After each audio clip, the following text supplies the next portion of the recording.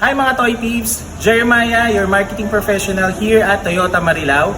So meron tayo ngayon i-review ang aming best Hilux Conquest V variant. Check natin. So etong Toyota Hilux natin, powered na siya ng smart key with keyless entry.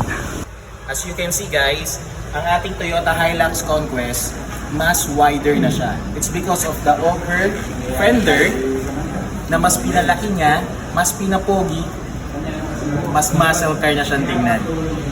So dito naman tayo sa front fascia.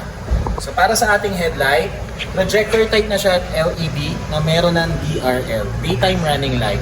Also dito sa baba ng emblem natin, makikita nyo may camera na siya. At isa sa mga magugustuhan nyo dito, kung gusto nyo magbundok or mag-hiking, perfect na perfect yung taas niya. Dito naman tayo sa tires niya. Ang size nito ay 265 Y60 R18. So yung turn signal light niya, instead na nandito siya sa check light, nandito na rin siya sa side mirror mo for more visibility guys. Yan yung maganda sa kanya. Dahil sa smart key at keyless entry, di mo na kailangan susian pa to. So pipindutin mo siya. Pag umilaw siya ng 2 beses guys, naka-unlock siya. So if you're going to close your unit, pindutin niyo siya ulit.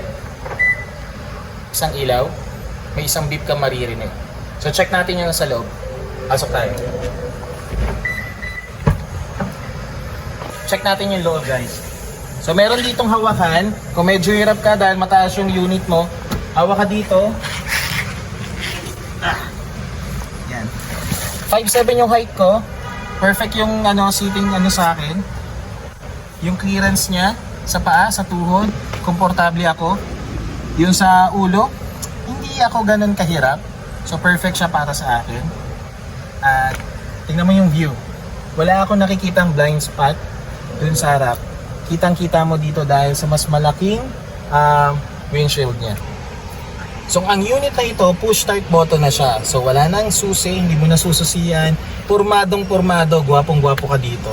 So apakan mo yung brake mo and push start. Tunog pa lang ng makina, alam mo na, para sa'yo talaga ang unit na to.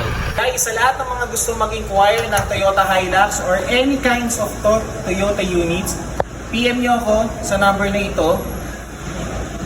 Message nyo ako. Sa mga hindi pa naka-follow, follow nyo ako guys. Thank you and until sa susunod na reels natin. Thank you, bye-bye!